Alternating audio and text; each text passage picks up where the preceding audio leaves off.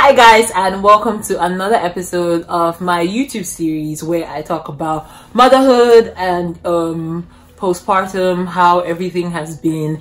I know the second video took a while, but life has been happening. I tell you, like, it's really hard to bring myself to record a video, take care of my daughter at the same time. My mom was here, but she's left me and I miss her so much. But I can do this. I'm strong.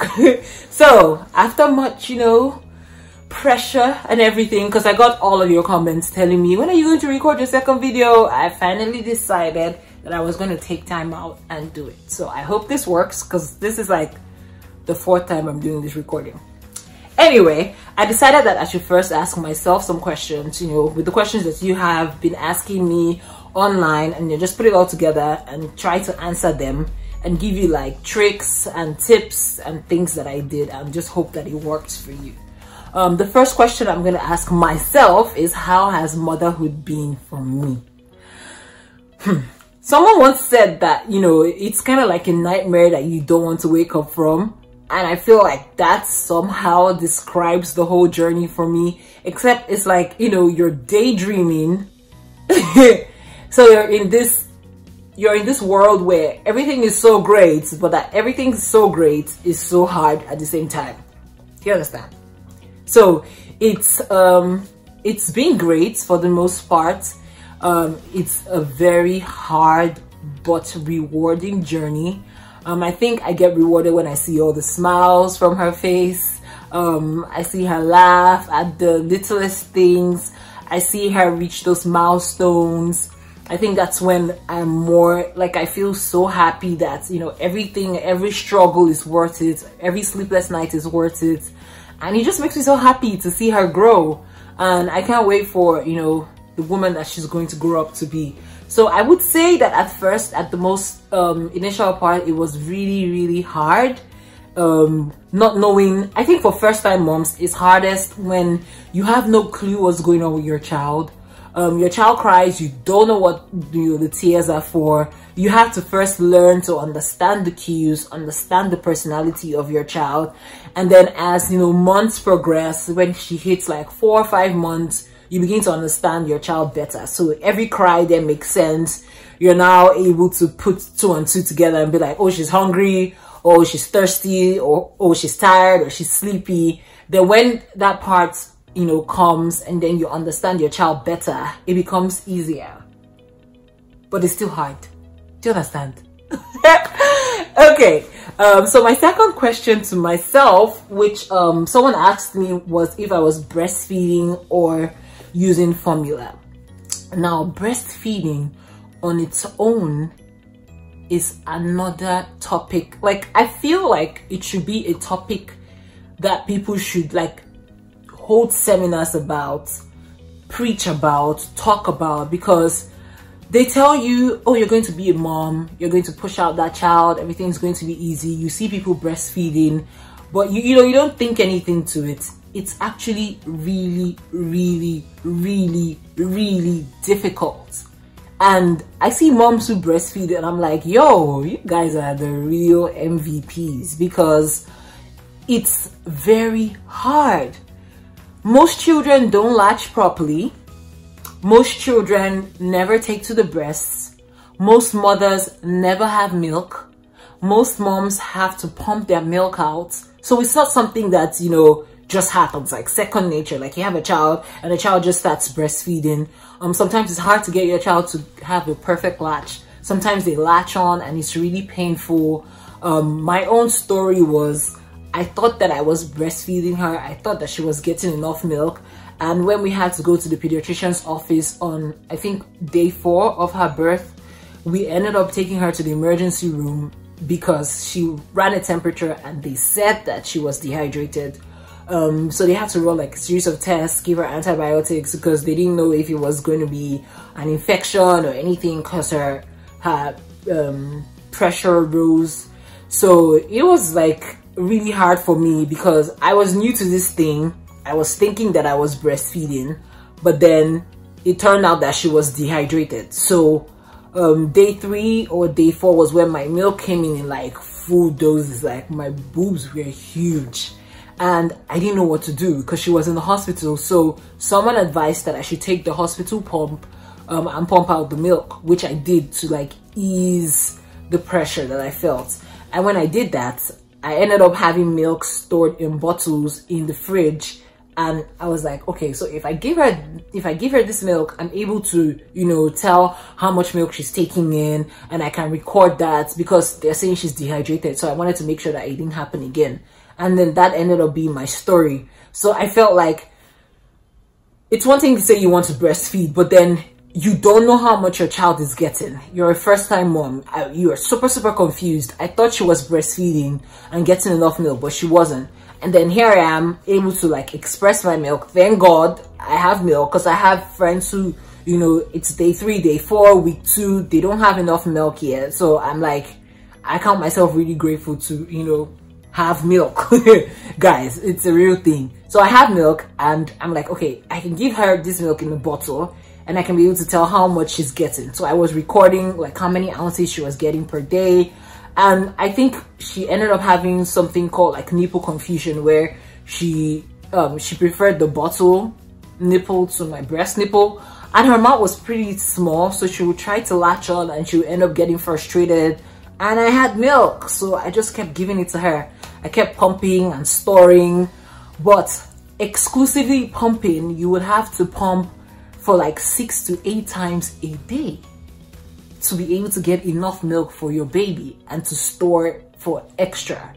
So imagine pumping 6 to 8 times per day, trying to sleep, trying to take care of your baby, and they tell you sleep when the baby sleeps. Like, I was a tired first-time mom, y'all, but we're able to push through. I mean, you want to give your baby the best, right? And plus I have milk. So that's why when I see people who end up formula feeding, I don't shame them, because many people never have milk in the first place. Like, it's a struggle. I mean, if I had to go to work, then it would have been hard for me to even keep up with pumping. But because I had to I stayed at home, so it made everything easy. So don't talk bad about people who are formula feeding, because you don't know what they're going through. You don't know their story. My next question is she sleeping in the crib, or is she sharing a bed with us? And I see like videos of moms who put their children in cribs at night and say good night and close the door, and I'm so jealous. I'm jealous to an extent, and then I feel like having her share the bed with me is something I look forward to every night in a way, but then it takes my sleep away. So it's mixed feelings. I don't think that children are designed to be left on their own. And this is just my own, you know, thinking. Eventually when they're like old enough and I can leave her and say good night and close the door, we will do that. But right now, baby girl is sharing the bed with us.